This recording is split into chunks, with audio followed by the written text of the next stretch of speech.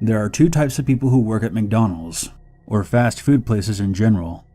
There are ambitious, intelligent people who are trying to work hard to achieve a goal, in the hopes that one day they'll be able to quit for the sake of something better. And then there are the losers, those with no ambition who have given up and have no desire to achieve anything other than a weekly paycheck. I like to consider myself in the first category. As I was working hard to afford my apartment while taking classes at the local community college, I normally worked the later shifts at the drive-through window, which is the one spot most employees hated working the most. You constantly have to deal with extremely impatient, oftentimes very rude people who are on their phones or have music blaring, and oftentimes don't realize that I wasn't the individual who took their order, so it's not my fault if it's wrong. In addition to that, you're pretty much constantly on your feet and exposed to the elements. No matter how cold, windy, or rainy it is, you have to keep leaning out into it, wishing that you were in a warm car about to drive away from this place. My point being is, please try to be more kind and patient with the drive-through people. Yeah, some are lazy, but most are trying their best, and even though you only see them for about half a minute, a kind remark or a warm smile might make their day. Anyways, now that I've gotten that off my chest, I work the late shift with two people who I believe qualify for the second category of employees.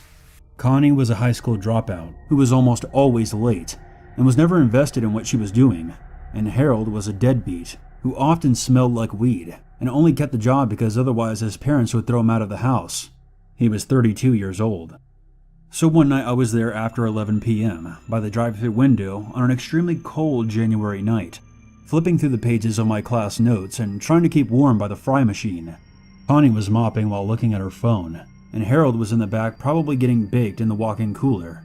That late at night we rarely got customers, and if we did, they were almost always zonked-out college kids who used the drive-thru but never physically walked into the restaurant. I stood up and stretched my legs and told Connie that I was heading to the bathroom.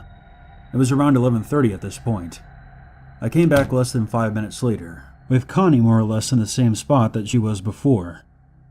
I walked past her and turned the corner to return to the window, and froze dead in my tracks. There was a bald man in white face makeup and a black hoodie standing directly outside the window staring in. His eyes were wide, with a blank expression that read, "What kind of trouble can I create?"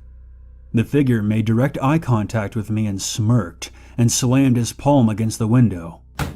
I had no idea what to do, and inside my head, the words clown, mime, psychopath, danger, and death all exploded like fireworks.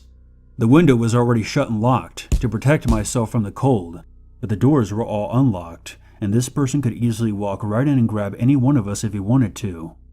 In my head I kept referring to it as he, but honestly I had no idea what the gender was. The outfit and makeup made the stranger look androgynous. Open. Drawing out the word like a snake. Now even if the figure wasn't dressed like that, I was under no obligation to open the window. It's unlawful to serve walk-ups at the drive-thru window, certainly for their safety but also for ours. I shook my head and backed away. I called over my shoulder, "Lock the doors." The whole time this figure didn't break eye contact with me, and to the best of my memory, I don't even remember it blinking. It drew back its lips in a sinister smile, and I shit you not, its gums were black. I don't mean I was too far away that I couldn't see clearly, I mean its gums were as black as licorice. Open. It hissed again, louder this time. Its other hand slammed against the window, and it licked its lips with its tongue.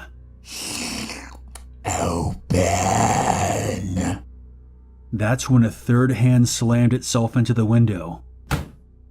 A left hand, and it was just as pale and as skeletal as the other two. I lost my shit. "Holy shit! Call the cops!" I screamed, and ran back into the office, which was the only room with a locking door and no windows. I heard Connie scream, "What the fuck?" And she dropped her mop and flew across the room and made for the back with me. All the yelling attracted Harold, and I shoved past him into the office and told him to look at the security camera. Sure enough, the white-faced creeper looked to have 3 hands on the window and was tilting its head back and forth, perhaps trying to discover where I ran off to. We locked the office door and called the cops, explaining to the operator that there was at least 2 prowlers outside acting in a threatening manner towards us. I kind of expected it to be over after I called the cops.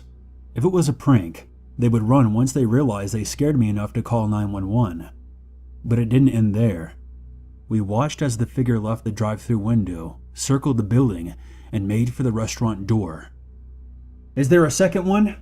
Look for a second one," I panicked while still on the phone with the operator. Connie was freaking out, and Harold was muttering something about not getting the police involved, likely because he was carrying weed. That's when the power went out. Everything. Cameras, lights, phone, the whole building went down.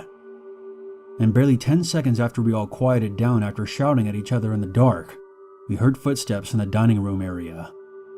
"Connie, did you lock the doors?" I whispered. She didn't reply. I think she had her hand pressed over her mouth. "Open!" We heard a voice call from outside the room in the dark. "Open!" The shout came at least 3 more times, circling from the kitchen to right off the hallway where we were hiding. I was convinced I was about to die, and every decision I had made in my life that brought me there was flashing before my eyes. We heard footsteps pass the office. After another few minutes, we heard the wail of police sirens outside, and at any moment, we expected to hear gunfire and the police shouting at someone to get on the ground, but we never did. We waited until the police identified themselves, and opened the door and ran out into the parking lot. Since the power was down, we couldn't show the cops the security footage, so we just told them what we saw. They swept the whole building and said it was clear. The owner of that particular franchise store showed up about an hour later, after Harold and Connie had left. I waited for the power to be restored, so an officer could escort me back inside to collect my belongings. The next day my manager called me and asked me to work the night shift. I asked him if the creep from last night had been caught, when he said, "There was no creep." I told him I quit and hung up the phone. This story is completely true. I have no idea what caused the power outage, which apparently erased all the security footage from the day.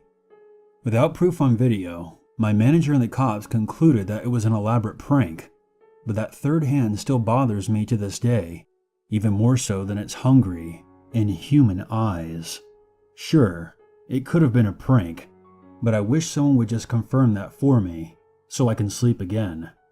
Keep your windows locked at night, and if you hear someone tapping from behind the curtains, don't open them.